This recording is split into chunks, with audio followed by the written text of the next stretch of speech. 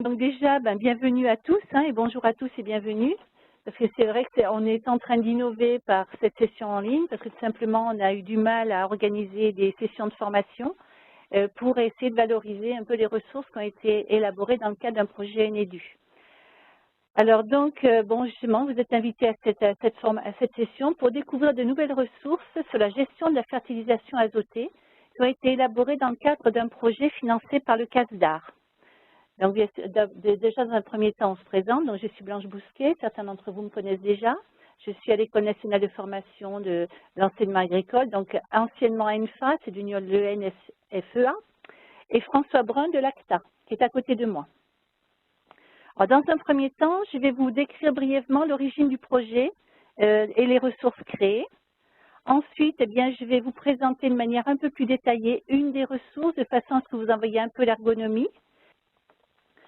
Alors tout d'abord, un petit retour sur l'historique du projet NEDU. Alors le projet s'appelle NEDU.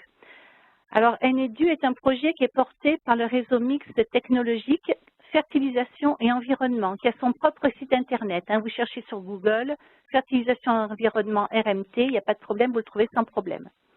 Donc les principaux partenaires, donc vous les voyez affichés sur votre page, là sur votre écran, donc ils sont affichés par ordre alphabétique, l'ACTA, la Bergerie nationale, Educagri, l'ENFA, qui est devenu NCEA. Le LDR, c'est le laboratoire d'analyse de sol de terre, de l'Aisne. Ensuite, vous avez l'Institut Uni-la-Salle, les chambres d'agriculture de l'Aisne et du Loiret, VET AgroSup, l'INRA, l'Institut français de la vigne et du vin. Bon, j'espère qu'on n'a pas oublié. Donc, et bien sûr, le ministère de l'Agriculture avec un soutien financier à travers les projets CASDAR. Donc, ce projet est financé par le CASDAR, je le rappelle, mais est porté en particulier par la Chambre d'agriculture de l'Aisne avec le soutien et la collaboration du laboratoire LDR. Donc, un des objectifs du projet, c'est-à-dire que il y avait plusieurs objectifs, mais un des objectifs, c'est de créer des ressources pédagogiques sur la gestion de la fertilisation azotée à destination des formateurs et des apprenants, en s'appuyant sur les derniers acquis de la recherche. Vous verrez que les bibliographies sont très récentes. Donc, 4 ans de travail ont permis de déboucher en particulier sur l'élaboration de 6 ressources en ligne sur le site, sur lequel nous sommes actuellement, ainsi qu'une version pédagogique du logiciel professionnel Azofert. Alors Azofert, qu'est-ce que c'est? Pour ceux qui ne connaissent pas, c'est un gros moteur de calcul qui a été élaboré encore une fois par le laboratoire LDAR et par l'INRA pour le calcul des doses d'engrais à apporter en fonction des ressources du sol et des conditions pédoclimatiques. Et l'avantage de ce logiciel, c'est que les conditions pédoclimatiques sont prises en compte en temps réel. On ne travaille pas sur des données statistiques en particulier. Donc ces ressources seront mises plus tard à disposition de tout public à partir d'un site officiel, mais pour le moment, nous n'y accédons que par un site temporaire, donc celui sur lequel nous sommes. L'objectif de cette session, je vous le rappelle, c'est surtout de vous sensibiliser à l'existence de ces ressources et à vous en montrer une en exemple. Et c'est ce que nous allons faire maintenant. Nous allons donc rentrer dans ce fameux site. Alors vous avez tous avec moi l'écran. Donc je suis désolée, je risque de faire des mauvaises manipulations parce qu'il faut que je reste en plein écran. Alors la première chose, on va essayer de rentrer dans le module avec la petite flèche sur votre droite en bas. On accède à la présentation de ces ressources. Alors, si vous regardez les principales icônes, donc vous avez une icône qui s'appelle NEDU, donc ça c'est le logo du groupe de travail. Et vous avez en haut à gauche différentes icônes. Alors, si je clique sur l'icône petite maison, je reviens à l'accueil. Tu me dis si je vais trop vite, parce que j'ai... Ensuite, vous avez un plan. Alors, et sous la maison, vous avez 2 petits livres. Si vous cliquez sur les petits livres, vous enlevez le plan. Si vous recliquez dessus, vous faites apparaître le plan. Ça vous permet d'élargir votre écran, ce qui est bien intéressant dans certaines situations. Et ensuite, donc, dans le plan, donc les petites flèches grises, quand vous cliquez sur une flèche, vous fermez le menu. Quand vous ouvrez la flèche, vous faites dérouler le plan. Alors, si on regarde ce premier plan, donc vous avez une page sur le projet NEDU, donc ça vous rappelle un peu l'historique que je vous ai faite avec un peu plus de détails. La page suivante, les auteurs des ressources. Alors très important, j'insiste sur les auteurs parce que finalement ces auteurs ce sont déjà vos pairs, hein, des enseignants en agronomie, production végétale, qui ont travaillé avec dans le groupe, donc par exemple Thomas Baradel du Lecta de Roufac, Anne-Marie Battaglia qui est enseignante au site sur le site d'Erion, bon moi-même, Thomas Brouet qui est au lycée agricole d'Osville, ainsi que Anne Pujos, demain ça n'y est pas. Je vois plus Anne.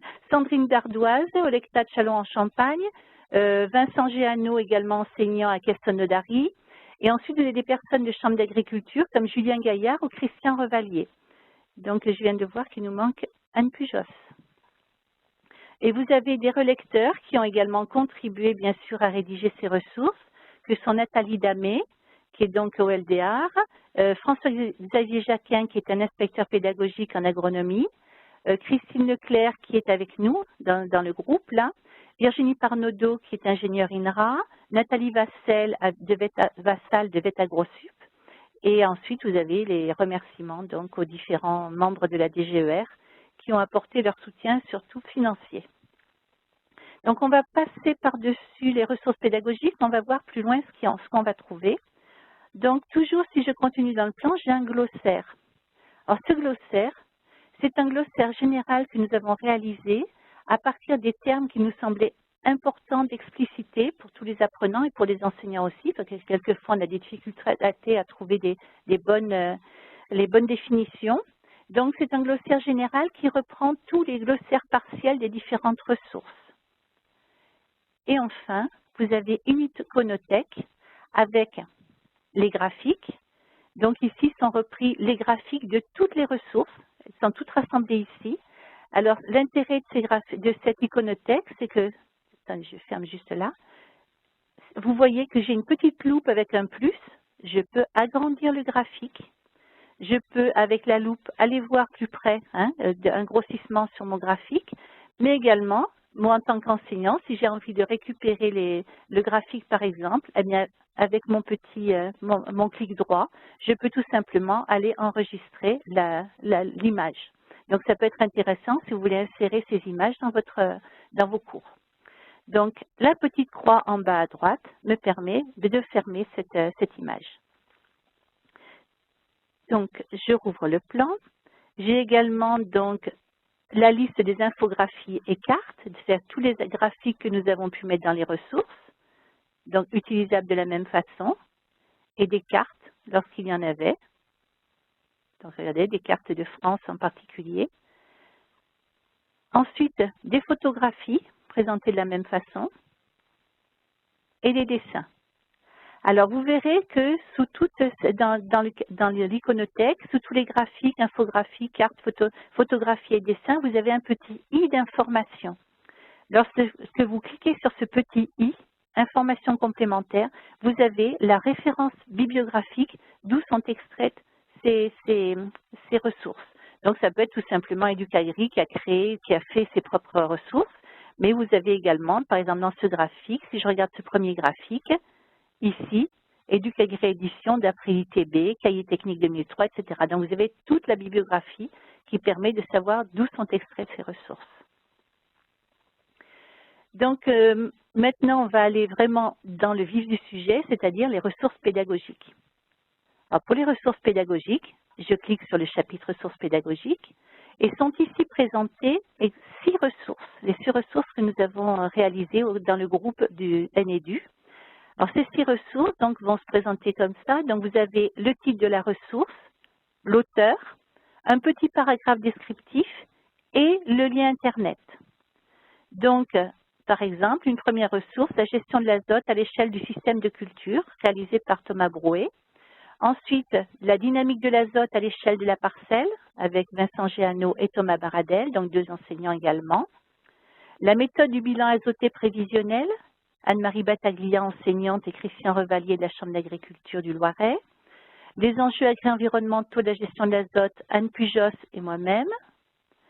Des outils de pilotage de la fertilisation azotée, donc Anne-Marie Battaglia, Sandrine Dardoise, enseignante, et Julien Gaillard de la Chambre d'agriculture de l'Aisne, et également l'animateur du projet.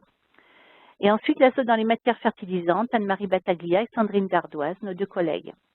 Donc, quand vous cliquez sur le lien Internet, vous allez directement sur la ressource. Donc, il va s'ouvrir un onglet, un second onglet, qui vous amène sur la ressource. Alors, ce qu'on a prévu, c'est de vous développer en exemple les enjeux agri-environnementaux de la gestion de l'azote, tout simplement parce que c'est une ressource que je maîtrise un peu mieux. Donc, je clique sur l'onglet. Et si vous regardez sur l'écran, donc j'ai ici l'onglet ressources pédagogiques, en haut, à gauche, et l'onglet les enjeux agri-environnementaux, ce qui me permet de revenir dès le départ sur les ressources pédagogiques si j'en ai besoin. Donc, l'ergonomie des différentes ressources est toujours la même. Hein, donc, ce sera assez facile de comprendre. Si vous en maîtrisez une, il n'y a pas de problème pour maîtriser les autres. Alors déjà, la petite flèche en bas à droite, on rentre. Alors, vous arrivez encore et toujours avec les icônes, l'accueil. L'accueil vous renvoie sur la page d'accueil de la ressource. Et j'y retourne. Ensuite, encore et toujours, ouverture et fermeture du plan. Des outils. Dans ces outils, vous avez cette fois-ci le glossaire en lien direct avec la ressource sur laquelle on travaille. La bibliographie, donc une bibliographie qui était relativement alimentée. Et si vous regardez, donc cette bibliographie, elle est assez récente, hein, vous avez beaucoup de ressources, donc même des ressources de 2016. Donc c'est vrai que si on veut faire un peu d'historique, on remonte aux années 80-90. Mais ensuite, on se retrouve vraiment avec des ressources assez récentes qui datent de 2011, 2012, 2014, 2015 jusqu'à 2016. Les crédits, hein, c'est lié à toutes les illustrations que nous avons pu proposer. Et enfin, on va revenir donc sur notre travail. Alors, si je développe le plan, alors si vous regardez de plus près, là où j'ai mis mon petit index, j'ai une petite flèche dirigée vers le haut. Si je descends ma petite main, j'ai une flèche dirigée vers le bas. Cette flèche me permet de faire défiler le plan. Pourquoi? Parce qu'encore une fois, j'ai toujours des flèches grises qui me permettent de développer des sous-chapitres dans mon plan. Donc, si je veux descendre pour voir où j'en suis de mon plan, je clique sur la petite flèche en bas et j'arrive à faire défiler mon plan. Même chose pour le haut. Alors, comment est structurée cette ressource? Alors déjà, bien entendu, comme toute ressource, une introduction. Et dans cette introduction, on montre que finalement, l'azote, eh bien, ce n'est pas que l'azote apporté à une parcelle. Hein. L'azote, l'effet d'apporter l'azote sur une parcelle peut avoir un impact très global à tous les niveaux. Donc, que ce soit l'air, le sol, l'eau, etc. Ensuite, donc, on a voulu cibler le concept de la cascade de l'azote. On va y revenir un peu plus en détail. Et enfin, donc, l'impact de l'azote sur la qualité de l'eau, la qualité des sols, la qualité de l'air. Je descends encore un peu. Donc, les aspects énergétiques et économiques, le rôle des apports d'azote dans le changement climatique et enfin, une conclusion. Donc, en introduction, donc une présentation générale. Alors, ce que je peux vous dire dans la présentation, déjà dans cette première page, donc vous avez encore une fois un schéma que vous pouvez agrandir et sur lequel vous pouvez zoomer. Ensuite, je le ferme par la petite croix, donc on a toujours le même système. Vous avez encore une fois la ressource, donc la source d'après cet anéole, etc., une cellier, voilà. Et dans le texte, vous pouvez également avoir des références bibliographiques qui sont citées, par exemple ici, comme IFER 2013 dans l'introduction. Donc, ça vous renvoie à la bibliographie complète. Et ce qui est intéressant, c'est que lorsque cette bibliographie est disponible sur Internet, vous pouvez y accéder immédiatement. Vous avez le lien Internet en dessous. Et je clique sur la croix pour fermer. Ensuite, donc, on va regarder la suite de la cascade de l'azote. Alors, pour continuer à faire dérouler votre ressource, vous allez soit appuyer sur la flèche en bas à droite, soit tout simplement venir au niveau du plan, trouver la partie qui vous intéresse. Alors, si vous regardez en haut à droite de la page d'écran, vous avez un endroit qui s'appelle Recherche. Alors, je vais vous montrer un exemple de ce qu'on peut faire avec cette recherche. Je cherche par exemple le terme azote. Donc, j'ai différentes formules qui me sont proposées, azote, azoté, azote. Je prends simplement le terme azote. Et à ce moment-là apparaît un petit tableau dans lequel sont identifiées les pages, les différentes pages dans lesquelles on va retrouver l'azote. Les petites croix, le nombre de croix correspond au nombre de fois où le terme est cité dans la page. Donc là, on est à 2, 4, 6, 8, 9 fois. Dans la cascade de l'azote, on va retrouver 9 fois le terme azote. Et dans les constats, une fois. Alors, bien sûr, on peut fermer. Voilà. Et on va revenir sur la cascade de l'azote. Donc, en introduction, donc c'est la partie la plus complexe à expliquer souvent aux élèves. La cascade de l'azote, je pense qu'un certain nombre d'entre vous avez dû déjà la voir en illustration. Alors, je vais vous montrer tout de suite à quoi ça ressemble, la cascade de l'azote. Dans la littérature, quand on voit la cascade de l'azote, c'est ça. C'est-à-dire un schéma très chargé, difficile de rentrer dedans. Donc, ce qu'on a essayé de faire en rédigeant cette ressource, c'est de décomposer cette cascade de l'azote en différentes étapes de façon à la rendre un peu plus ergonomique. Donc, si je rentre sur la toute première flèche, eh bien, je commence déjà, comme on a dit si bien, on plante le décor. Donc, finalement, qu'est-ce qu'on a? Une exploitation agricole, des champs cultivés, de la fabrication d'engrais, donc de l'azote issu de la fixation symbiotique, des écosystèmes aquatiques, des écosystèmes naturels et l'atmosphère. Et ensuite, au fur et à mesure, on fait dérouler donc les différents flux qui arrivent dans ces différents milieux. Alors, en grosse flèche bleue, vous avez les flux intentionnels d'azote et en plus petite flèche, les flux non intentionnels d'azote. Et vous pourrez donc, à chaque étape, vous avez un commentaire qui vous permet de voir comment on a décomposé cette cascade de l'azote. Alors, en rose, vous avez les formes d'azote présentes dans la cascade. Et ensuite, quand on va avancer un peu, sur fond un peu mauve, ce sont les enjeux environnementaux associés à l'azote. Eutrophisation, acidification des sols, eutrophisation des eaux marines, etc. Donc, en faisant défiler petit à petit les différents éléments, vous arrivez à reconstituer logiquement l'ensemble des flux qui sont présents dans la cascade de l'azote. On ne va pas revenir en détail dessus. Et tout simplement, à la fin, dans la toute dernière étape, vous pouvez avoir des données chiffrées sur donc, les quantités d'azote qui peuvent être donc fixées d'une façon ou d'une autre ou distribuées dans les différents milieux. Ensuite, suite à cette cascade d'azote, on a trouvé important finalement de reprendre un tableau dans lequel on situe donc l'impact de l'azote dans les différents compartiments et l'échelle de temps, l'échelle d'espace, ainsi que les risques pour l'importance de la source agricole et les risques liés à ces compartiments. Donc, ce n'est pas nous qui l'avons fait, c'est un tableau qui a été repris d'après Perrault et Hall en 2012.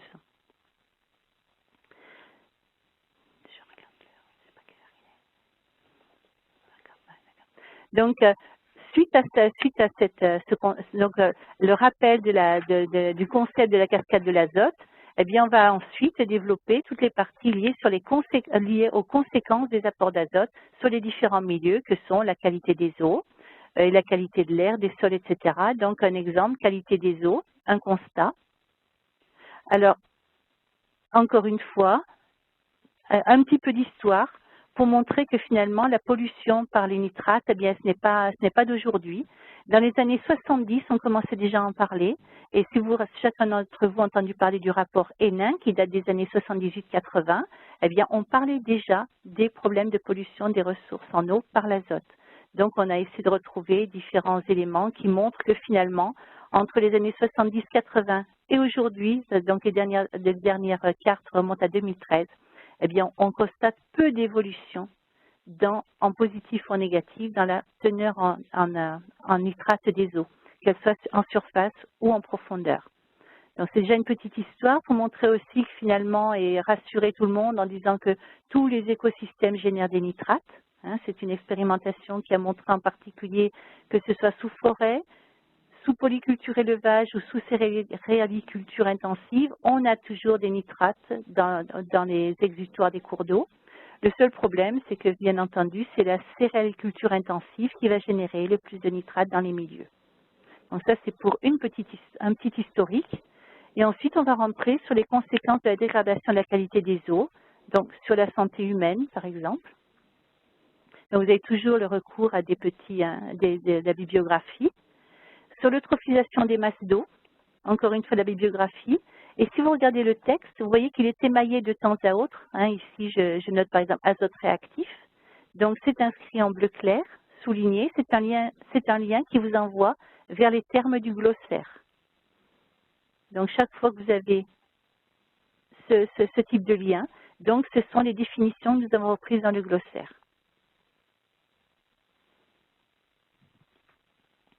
Donc ensuite, l'impact de la suralimentation des sols en azote, donc au niveau des écosystèmes, milieux forestiers, prairies, céréaliculture. La qualité de l'air, de la même façon, donc toujours un peu les mêmes structurations, donc une introduction pour faire le point sur où en sommes-nous et quelle est la part de l'agriculture dans les problèmes d'émissions d'ammoniac NH3 qui sera précurseur de particules fines. Donc, pour ces parties-là, on s'est beaucoup appuyé sur les chiffres du CETIPA, qui sont assez récents. Vous trouvez très rapidement de nouvelles données chaque année sur leur site Internet. Donc, par exemple, on voit ici la part de l'agriculture et de la sylviculture dans l'émission d'ammonitrate, donc éléments en cause. Donc, ici, vous avez éléments en cause en kilotonnes. Donc, tout ce qui est NOx, NH3, les particules fines, les PM10, PM2,5, PM1. Et la part de chacun de ces secteurs dans un total. Par exemple, l'agriculture représente 10% de la quantité des oxydes d'azote. Ici, l'agriculture représente pratiquement 100%, on dira 98%, de l'ammoniac. En particules fines, la moitié environ. Donc, on peut continuer. Très peu, moins de 10%, 54 donc ça fait un cinquième, pardon, pour les PM10, un dixième pour les PM2,5 et très très peu, donc 7 sur 129 pour les PM1. Donc là, ce sont vraiment des données qui sont assez récentes et qui permettent de situer l'impact de l'agriculture sur ces différents facteurs. Donc, on revient après un peu sur les particules, parce qu'on parlait des particules fines, PM10, PM2,5, PM1. Donc, on a repris la définition de ces particules et on a essayé de voir quelle était la part de l'agriculture, donc toujours en lien avec donc en fonction des années. Et qu'est-ce qu'on observe? Alors, tout simplement, l'agriculture, si vous regardez, c'est tout ce qui est en orangé. On observe que année après année, la proportion n'a jamais varié. Alors que si on regarde en bleu, transport et énergie, on a diminué régulièrement. Tout ce qui est mauve, industrie manufacturière, on diminue régulièrement. Tout ce qui est bleu clair, résidentiel tertiaire, on diminue régulièrement. Ce qui a peu bougé, c'est le secteur de l'agriculture, le secteur des autres transports, maritimes, avions, etc. Et même le transport routier a légèrement évolué vers la baisse.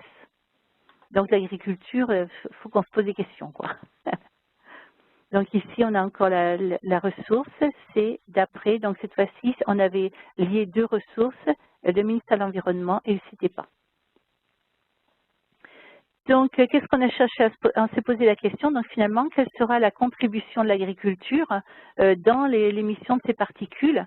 Donc, après une petite introduction, on a essayé d'évaluer le rôle de la fertilisation minérale dans l'agriculture et le rôle des élevages. Ensuite, on s'est posé la question du rôle de l'azote dans le changement climatique. Donc, alors, une particularité sur ce graphique, par exemple, c'est un graphique que vous ne trouverez pas normalement en français. Donc, dans toutes les ressources, on le trouve en anglais. Donc, nous nous sommes donné la peine de le traduire en français pour le rendre accessible aux apprenants. Les aspects énergétiques et économiques. Donc, encore une fois, bilan énergétique, une petite explication.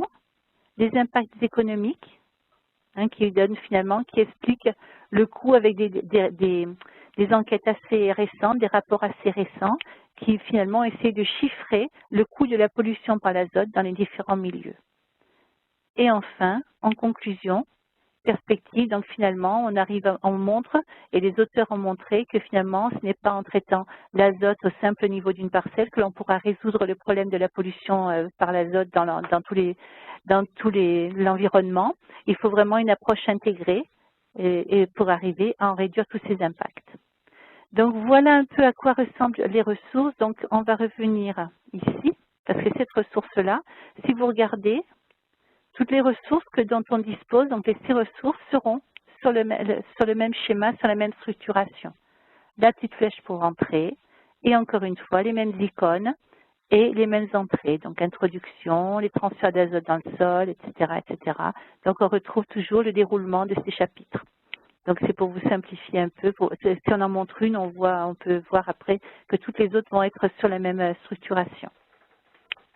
Donc j'espère que cette ressource vous apportera des choses intéressantes. Donc on va se poser la question, mais finalement, comment peut-on utiliser ces ressources? Donc elles sont en ligne. Donc je vous ai dit déjà qu'en présentation dans la photothèque, vous pouvez récupérer tout simplement certains des éléments de ces ressources en faisant soit du copier-coller, soit de l'enregistrer sous et pouvoir les introduire dans vos propres cours. Mais également, rien ne vous empêche de projeter ces ressources en classe avec vos élèves, ou alors de mettre les élèves en auto-formation, alors que ce soit d'une situation ou d'une autre, faire attention au niveau. Parce que finalement, chaque ressource n'est pas adaptée à tous les niveaux. On a travaillé sur ces ressources suivant les ressources sur lesquelles on travaillait. On pouvait commencer sur le bac pro et on terminait finalement BTS, niveau école d'ingénieur également. Donc, il faut faire attention à ces niveaux-là, c'est très important. Donc, c'est à vous, enseignants, c'est votre métier, bien sûr, d'essayer de voir qu'est-ce qui peut être intéressant dans ces ressources pour les adapter au niveau des classes. Donc, ça, dans le cadre de l'auto-formation. Et ensuite, rien ne vous empêche aussi de travailler sur un système de classe inversée où finalement, on envoie les élèves chercher les informations qui finalement vont rentrer dans les cours de l'enseignant.